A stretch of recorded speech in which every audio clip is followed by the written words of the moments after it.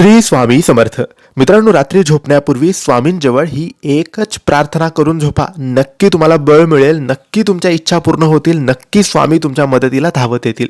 ही प्रार्थना म्हणजे रोज रात्री झोपण्यापूर्वी स्वामींजवळ ही एक प्रार्थना नक्की बोला. स्वामी राया, हे घर तुमचे आहे आणि मीही तुमचाच आहे. जे ठरवाल ते माझ्या भल्यासाठी. काहीही करा, पण माझे मन विचलित होऊ देऊ नका. आणि जी सेवा माझ्याकडून तुम्ही करवून घेताय त्यात कधीच खंड पडू देऊ नका.